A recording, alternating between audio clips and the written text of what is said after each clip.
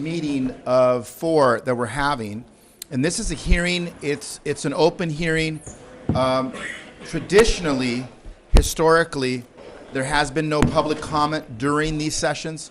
It's really done for you to listen firsthand. Given tonight's topics, one in particular, the fire department budget, I will be making an exception for tonight. Again, we don't normally do it, but I will do it tonight because it's a really important issue to everybody, including us. So what I've decided to do is Nick Gracia, who is the head of the Firefighters Union, he will be speaking on behalf of the firefighters. So I will give him 10 minutes to address the council. He says that's plenty of time. And for anyone who does want to speak about not only the fire, but we're also going to talk about finance, and we're also about to talk about the Human Resources Department budget. Our city clerk, Annette Hipona, has put some cards at the entrances of the city council chamber. Please fill out the card and give it to either Ms. Hipona or someone on the dais. We can call you. You will have 1 minute to speak, 1 minute, and I will be enforcing that. Okay? So if you do want to speak, fill out a card as early as you can in the hearing, and turn them into either our city clerk, Ms. Hipona, or someone on the dais. Okay, so let's get started. We're going to start, first of all, with the presentation from the Department of Finance and Administrative Services. Good evening, everyone. Good evening, Mr. Mayor and City Council. Tonight we're going to start the budget study sessions with the Department of Finance and Administrative Services, and the Finance Director, Lawrence Chu, is going to present on behalf of the department. Good evening, Mayor and Vice Mayor. Finance is committed to provide accurate and timely financial information, delivering high-quality and reliable IT service, safeguarding city assets, and providing excellent service to both internal and external customers. Now we look at the finance organization.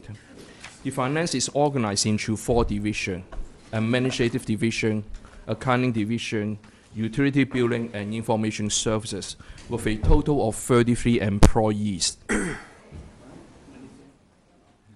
The core service of the finance department, including accounting, budgeting, business license, central service, information service, payroll, risk management, and utility billing.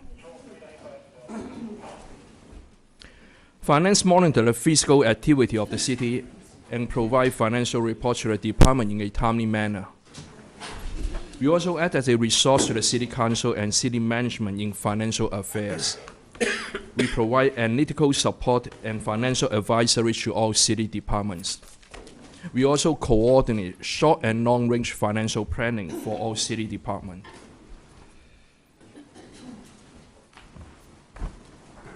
We also assist the city department to minimize insurance claim costs and to protect city asset and infrastructure. The Information Service Division manages city voice and data technology and ensure maximum performance of technology systems. The UB Division perform accurate and timely reading and billing of utility service and explore new ways to make bill paying easily. Now we look at some of the accomplishments that we have made in the last 2 years. We received the Government Finance Officer Association (GFOA) Certificate of Achievement in Financial Reporting for the fiscal year 2015. We also received the Distinguished Budget Reward for fiscal year 2015 and 16. The Accounting Division successfully implemented the Government Accounting Standard Board Gatsby 68 pronouncement on pension accounting and reporting. All the mandated financial reports were complete and submitted on time. Finance also implemented the state-mandated sick leave benefit for the part-time employee in the payroll system. We have around 200 to 300 part-time employees. It all depends on the time of the year. The Information Service Division successfully upgraded the EnerGov business license, cashiering system, and the land management system. We also implement the new water rate and garbage rate in the Hansen system. And in 2005, the Information Service Division also upgrade the city phone system from digital to VoIP. Now we look at the goal and objective for the fiscal year 17 and 18. Accounting and Budget will prepare the comprehensive annual financial report to cover and the biannual budget for the GFOA award. We will complete and update the city cost allocation plan and the user fee study. We will continue to streamline workflow between finance department and other departments in the city. And we will also provide IFRS financial system training to all city staff.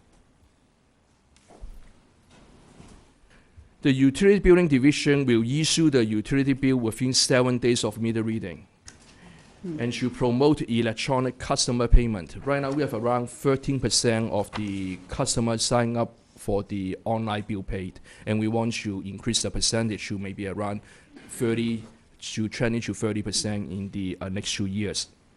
And risk management will administrate the self-insurance fund and recommend appropriate reserve level for any claims against the city. Now we look at the Information Service Division. They will manage the city technology system and maintain a network uptime of 99.7%. They will also keep customer service appointment on time 99% of the time. And those are customers within the Those are city the government? internal customer they Right. call the Information Services Right. Department. Great. Now we look at some of the major changes when we compare to the prior budget. ISD is reorganized into 2 sections to improve operation efficiency. The ISD operation provides support and maintain computer programs such as the finance system, HR and payroll system, and the Gulf business license, caching, and land management system. The ISD operation also manages the workflow development, application configuration, and system architect. The second division is the ISD customer support. They provide help desk support for city employees. They also manage the city computer network, voice and data communication. Now we look at the finance department budget summary by category. This includes all the funds. The proposed staffing for the next 2 fiscal year is 32.83 full-time equivalent. Project revenue increased by around 13% to 9.2 million in fiscal year 2017. This is due to increase in service billing from the self-insurance fund. On the expenditure side, total expenditure increased by 15% to 13.9 million in fiscal year 2017. This is due to salary adjustment. The other operating account like service and supplies, other charges, fixed charges, they are pretty much remain flat for the next 2 fiscal year.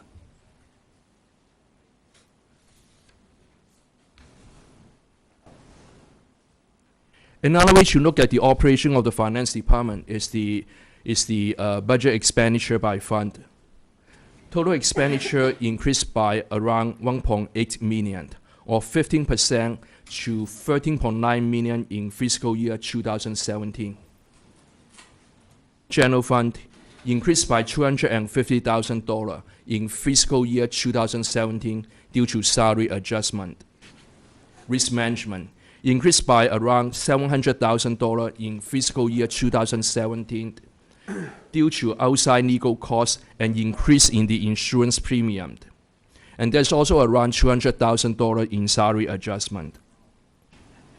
Information Service Fund increased by $900,000 in fiscal year 2017 due to around $400,000 in salary adjustment, $450,000 increase in professional service, computer hardware and software maintenance costs.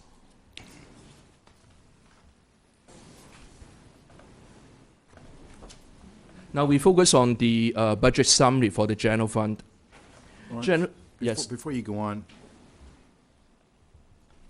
is there any value to with the advent of iPads and iPhones being as powerful as an iPad or a laptop, is there some value to moving away from a laptop or a desktop and moving people to more mobile devices? Is there value in that in terms of efficiency and or cost?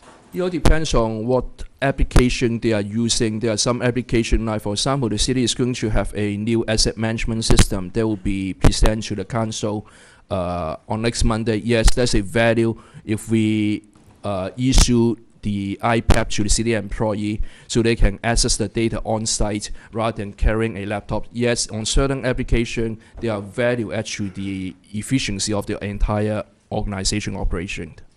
So do we have is there a plan, in other words, that where we can become more efficient, both from a productivity efficiency and financial efficiency, we're moving in that direction? Mr. Mayor, not all of the city's business applications can be utilized effectively on an iPad. Okay. Many of us have multiple I have a laptop, I have an iPad because for mobility, for certain things, Word documents, you can use an iPad for that. But for Excel spreadsheets and detailed kinds of financial analysis, we just can't use those. Okay, thank you. So it just varies from department to department. Now, for example, the department, they have a lot of outside work, then iPad may help them to streamline the operation. But for finance, we are very heavy intensive using the Excel spreadsheet. I don't think iPad is that efficient for finance department. Got it, okay. Now we look at the general fund expenditure. The general fund expenditure increased by around $250,000 in fiscal year 2017 due to a salary adjustment. Service and supplies, other charges, and fixed charge is status quo for the next 2 fiscal year. Now we look at the non-departmental revenue and expenditure. The same information was presented to the council on last Wednesday budget study session. The total revenue for the non-departmental for fiscal year 2017 is $62.8 million. The first one taxes include property tax, sales tax, utility user tax, franchise fee, and business license. Okay, you lost me there. The slide number 60. Okay. And this is, This is the citywide revenue Citywide, and expenditure that does not belong yeah, I to think we any need to make city sure that that's department. really, because Yeah. it doesn't really say that at the top, citywide. We're not spending 64 million on your department. Yes. And Gotcha. for This is across all this is city. across This all is city the city, departments. period. Yes. All Right. departments, right. The miscellaneous revenue include the budget for the excess ERAF that we have discussed last week. In fiscal year 2017, the city budget $2.2 million in excess ERAF revenue. Then in fiscal year 2018, the city budget $1.5 million in excess ERAF revenue. So that's why you will see a 25% drop in revenue from fiscal year 16 to fiscal year 17. And another 25% dropped in the And miscellaneous that's revenue miscellaneous, yeah. from fiscal year 17 to fiscal year 2018. And that, for people who are here and watching, that ERAF money comes from what source? It's coming from the excess property tax that the county received after the state distribute to the school district. So that's something we have no control over. Yes. We don't, yeah. No. And it's also something that's going away. 5 years, you say it's Yeah. going to be Yes, probably it's gone. around 4 to 5 years. That's Yeah. the Why we maximum. can't count on it on a continual basis, we don't count on a continual basis, because it's gonna go eventually, so we use it as a one-time only expense. or And revenue. the city policy should budget the one-time revenue for the one-time expenditure. Now we're focusing on the expenditure side. Salary and benefit is where the city budget for the retiree health payment of $1.8 million in fiscal year 2017 and $1.9 million in fiscal year 2018.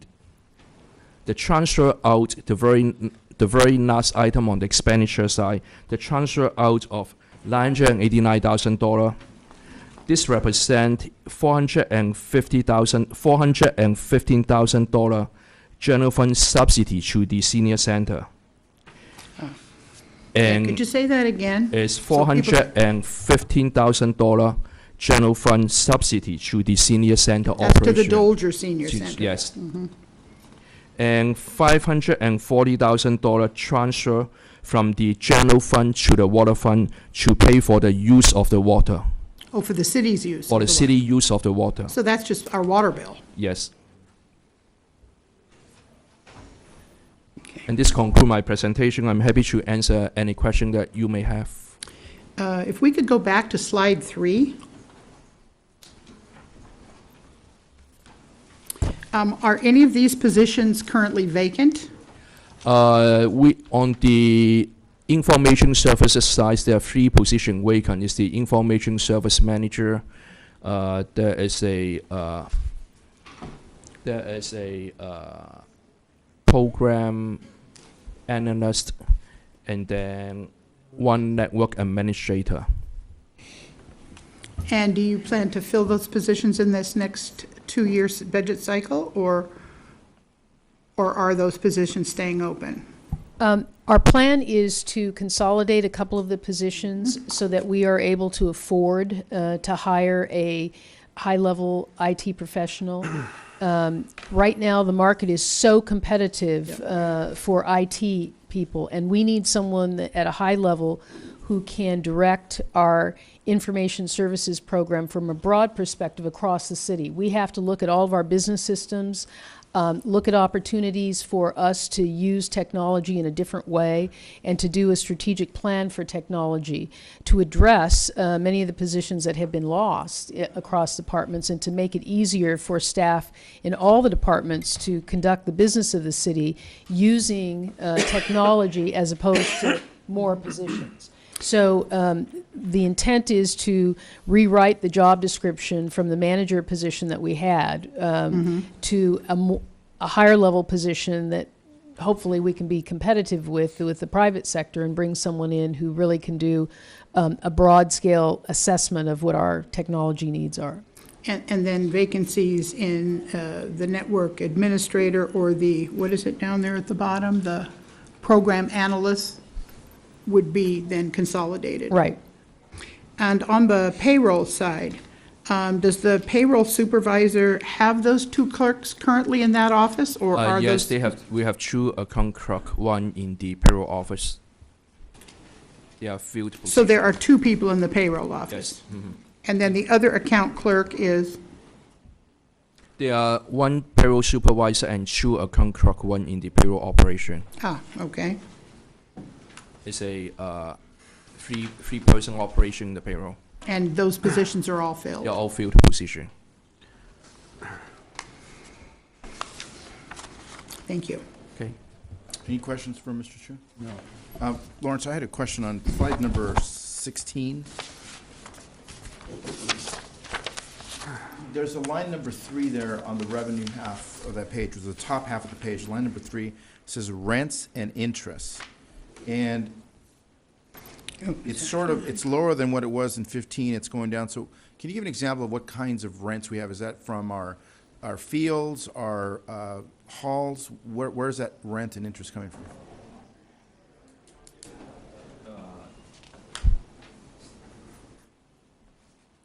Those are essentially from our city facilities. So, for example, 350 90th Street, we received revenue. We had a long-term vacancy, then we had the charter school that was there for about 18 months, almost 2 years. So there hasn't been a long-term lease at that facility for a number of years. But we are looking at the potential for bringing the Daly City Youth Health Center to 350 90th Street. And if we are successful in meeting all the ADA requirements that are necessary for that operation, we're looking at a long-term lease, like a 5-year lease, so that rent will, or those lease payments will increase. And does that also include the Westlake Park facilities, like the Pacelli Center and? I believe the rental income,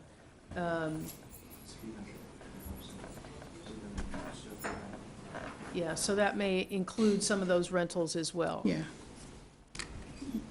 So that would be like for the wedding receptions and the Yeah, so the reason family I'm reunions and? Yeah, the reason I'm asking is like, and it's not for tonight, but it's to keep in mind, when we're talking about, yesterday we were talking about,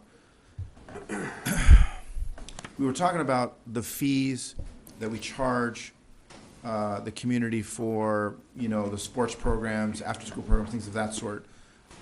If we don't already have it folded into that discussion, I think it would be appropriate at that time to talk about, okay, one half of the equation would be what's the fees we're charging to run the programs, but what are the fees we're charging to rent community centers, the halls, the rooms?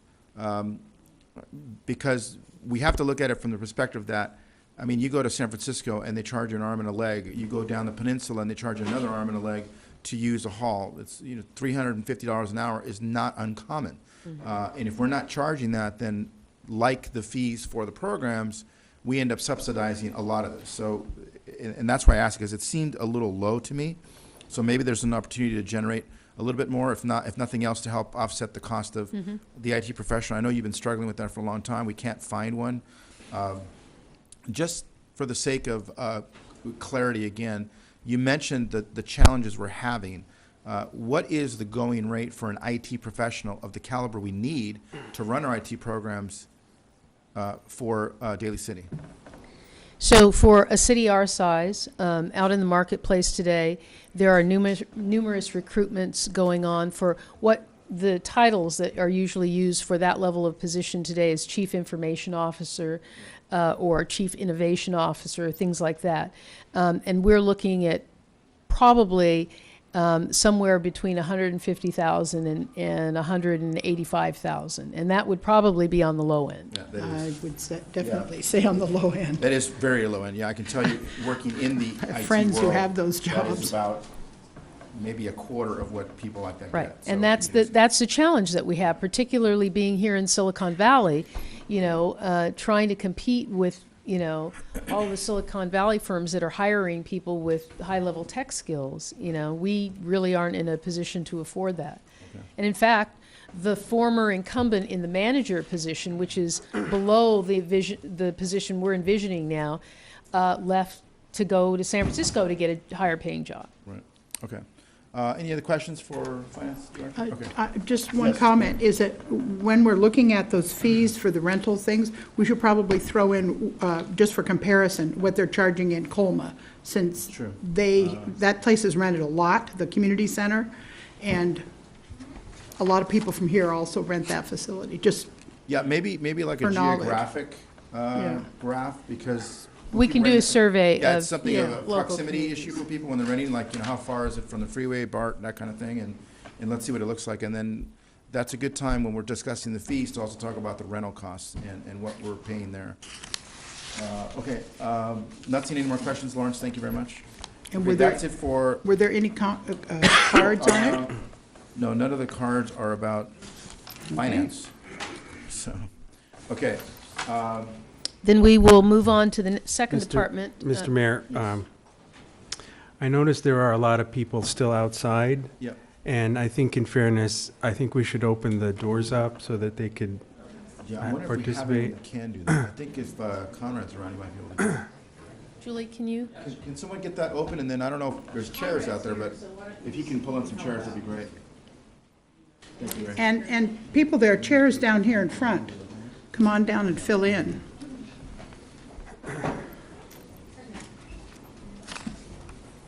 Okay, we're moving on now to the Human Resources biennial budget. So, put your fingers. Hello, Sean.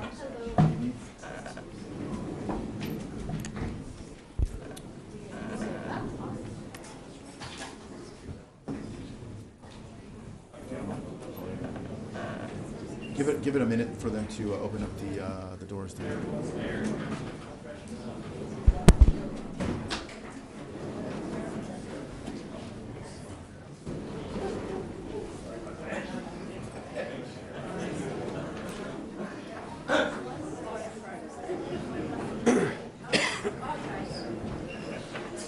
Thanks, Conrad. Okay, we're going to go on now to Human Resources budget. Oh, good evening, Ms. Maltby. Go ahead. Good evening. Can you hear me? Hello? Yeah, just got to get right into it. All right, getting right into it. Good evening, Mayor and honorable council members. I'm mindful of the full house, so I'm hoping to be not taking too much of your time and that this presentation is Can you straightforward. speak up a little? I can. How about that? You just might as well just speak right into it. Like you're rapping. Like I'm rapping. Okay, I'm not very good at rapping. I'm pleased tonight to be able to present to you the 2017-2018 HR budget. The mission statement of Human Resources is to anticipate and effectively respond to the diverse needs of our employees, their families, other city departments, and the public by providing quality services to make our community a better place to live and work. Much like finance, the majority of our customers are internal. There are other city departments, individual employees and their family members, labor groups, and retirees. We have about 450 full-time employees, 300 hourly employees, and 400 retirees, and that number is growing. Is the org chart. The director, that's me at the top. We have a senior management analyst who oversees the training and development and budget, as well as assisting me with the labor and employee relations issues.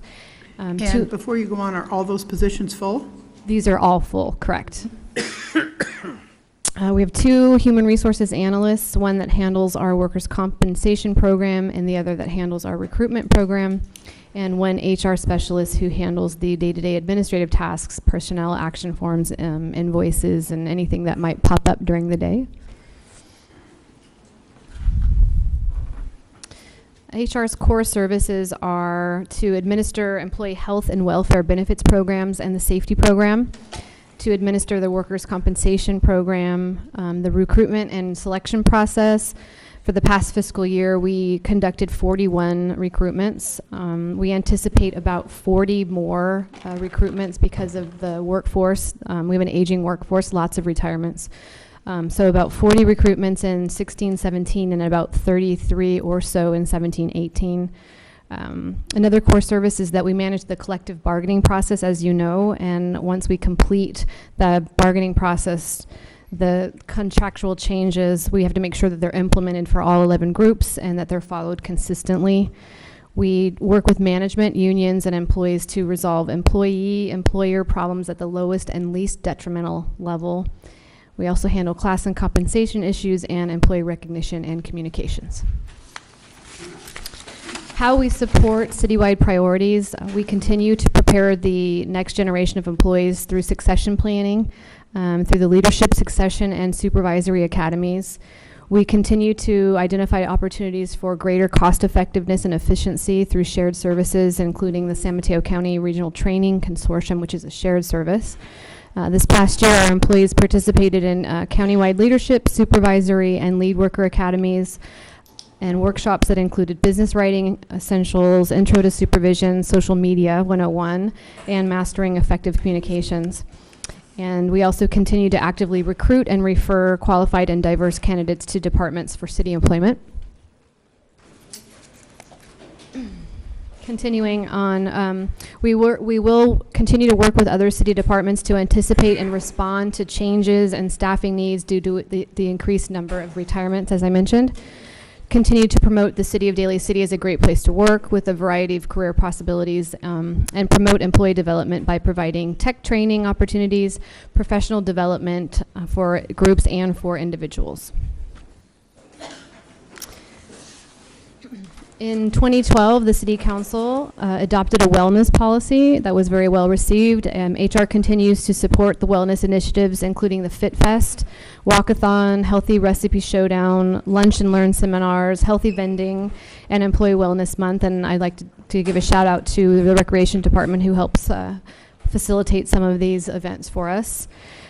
We will continue to conduct exit interviews. It's important to get information and feedback from retiring and other employees who are leaving city employment. And we will continue to work with our fairly new sustainability coordinator who's in the city manager's office to implement electronic processes for our forms and functions. Some of the accomplishments are that we finally transitioned workers' compensation fully into the Human Resources Department. It was in finance for many decades, and it was quite a process to get it fully acclimated into HR. We think it was a pretty seamless process. We, as I mentioned earlier, completed 41 recruitments. There were 44 new hires in 2015. 63 of our employees attended training and development consortium in 15-16. And we completed, as you know, negotiations with 11 unions and associations.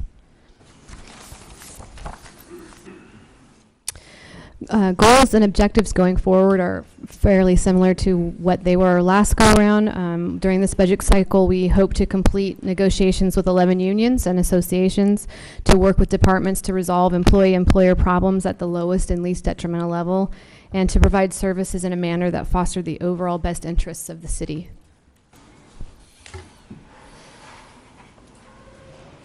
And to continue to promote healthier and safer workplace by implementing wellness initiatives. We do have a new committee. We combined our safety committee with our wellness committee, and the efforts are a little bit more robust at this point.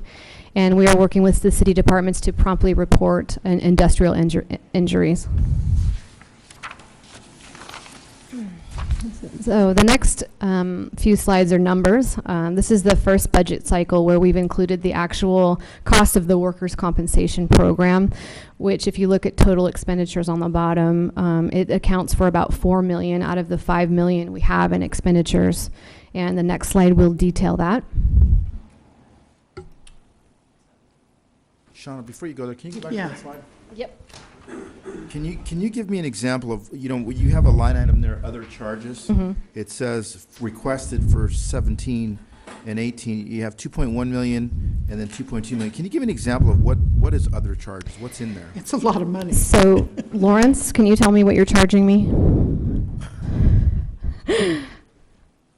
That is that's not from the general fund, and we'll get into the details of that. But I just want to have an understanding of what, when we look at line items What are like we that, buying? which is Yeah. other charges, give me a highlight. It doesn't have to be a list, just an example of the kinds of things that, Some of the other charges may include get it right close there. membership, travel meeting, and some of the training. So that might include the other charges like the bad debt. Those Like the what?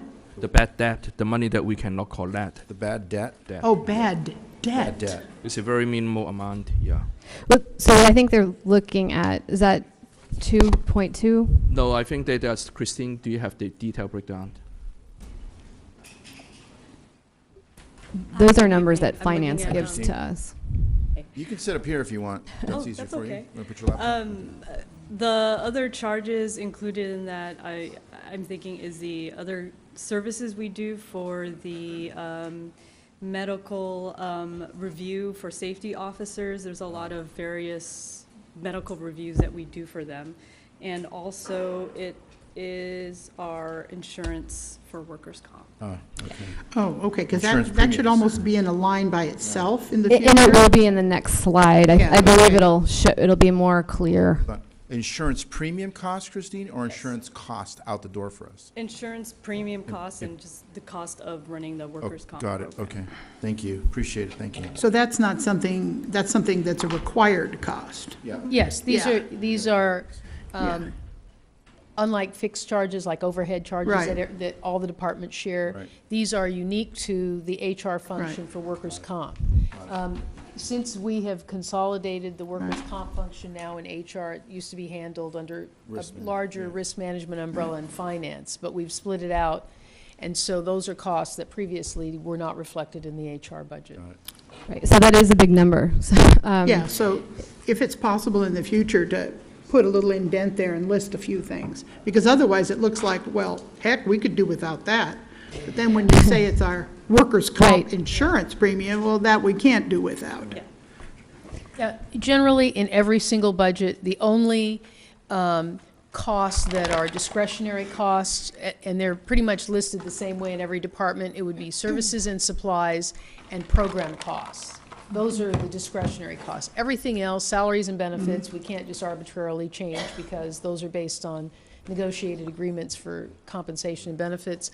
All the other kinds of fixed charges are things that we allocate across every department in the city, so they all pay a portion of the cost for certain things. Makes sense. Right. Thank you. Okay, so moving on to the next slide, this might be helpful. So in the general fund is how we normally, or not normally, we historically had categorized human resources as general fund only. So that number really has not changed. It's gone up a little bit in 2018, and that is related to salary and benefits. So the next, And this we're looking at revenue or we're looking at expenditures? on the general fund is Those are the expenditure. expenditures. This is what we spend on this. All right. Correct. And the next, so the workers' comp, safety, unemployment, health, and wellness, that's new to the HR budget. We just finalized HR taking over the budget portion, which is why the numbers look different than they did last go around. So that's the program that moved from finance to HR. Right. So if you look at the general fund, the top line, that you can see it's minimal, but the next few lines are substantial because of the workers' comp and the safety pieces that are, as we talked about, are not in our control. And then the last, and this is another new way of describing our budget, is how HR costs the general fund. So you can see the total expenditures constitutes 1.9% of the general fund.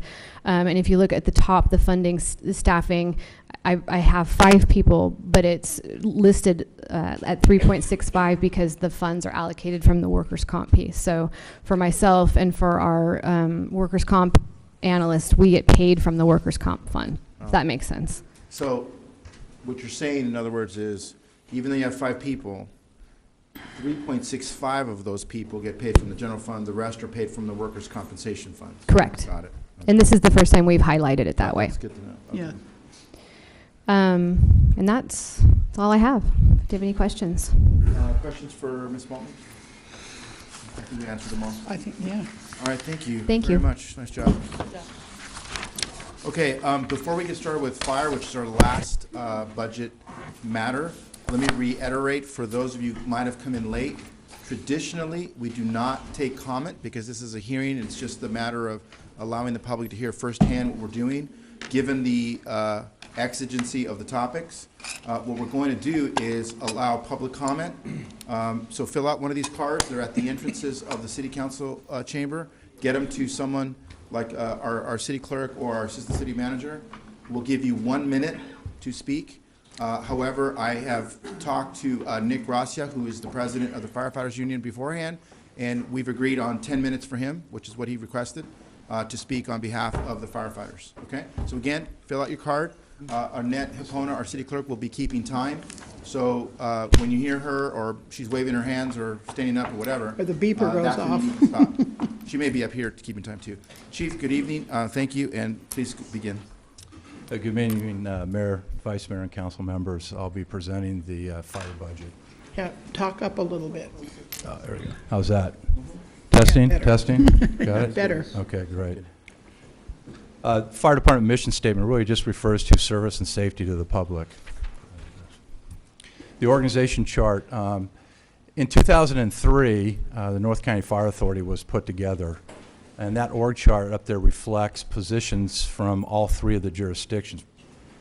All of those chief officer positions down till you get to the fire companies are all shared by the other cities. So essentially, City of Daly City saves 40% of the cost of all of those positions above the firefighter ranks there. And that's been part of our model for 13 years.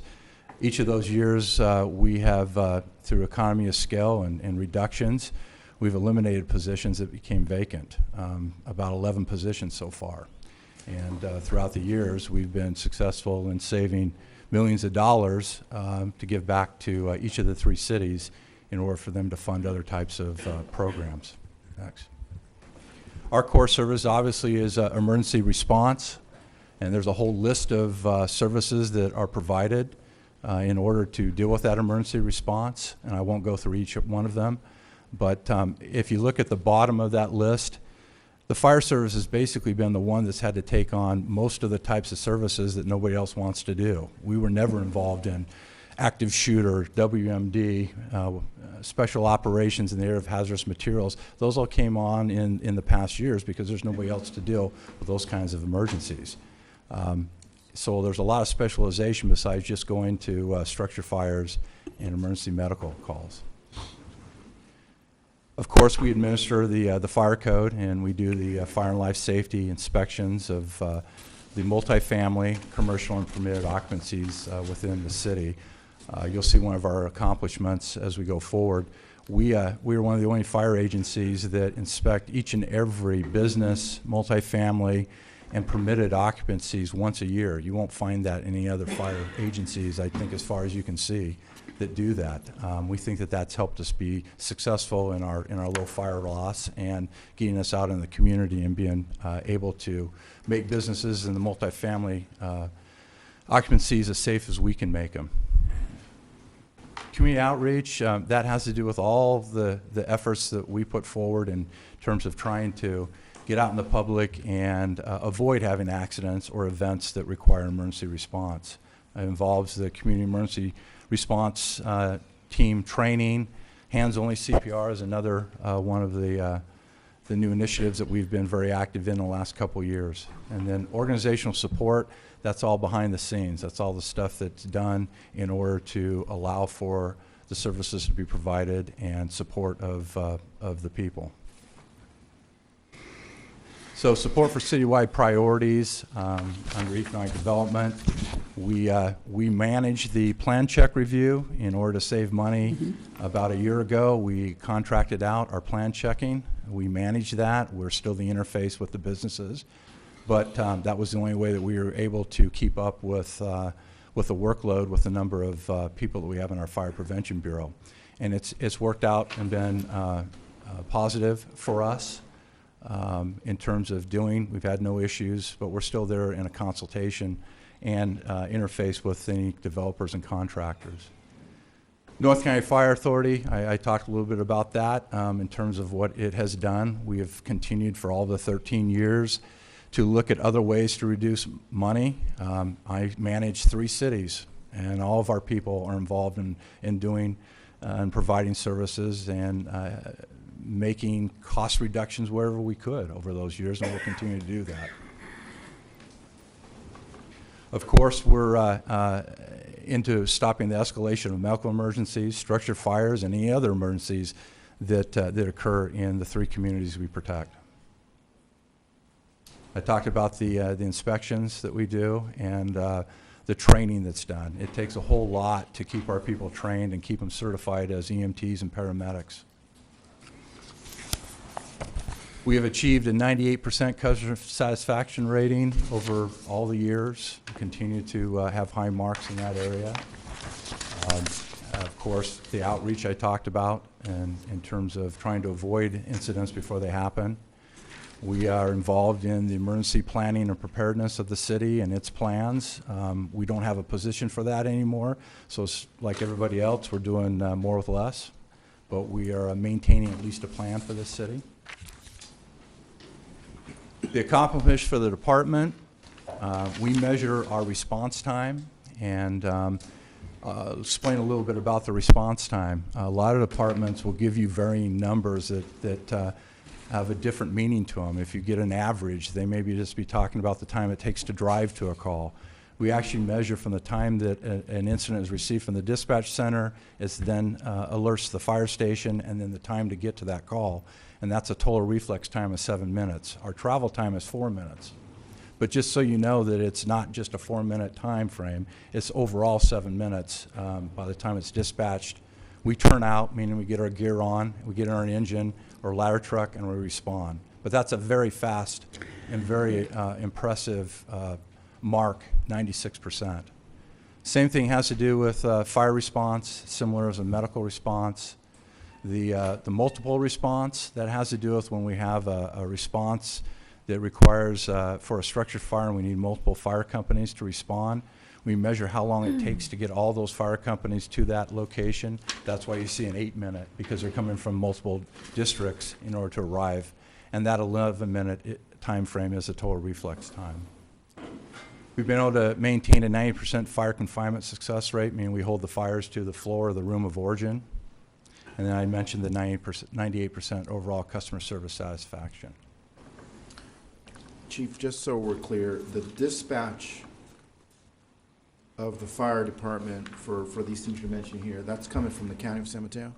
It has, and it has been for, since the implementation of the paramedic program in about 1998. So I mentioned about the training. We spend 2 or 3 hours a shift training in order to accomplish an average of 240 hours per firefighter to get them through the required and/or recurrent training that we need to provide for our people. The 100% completion of the paramedic and EMT training.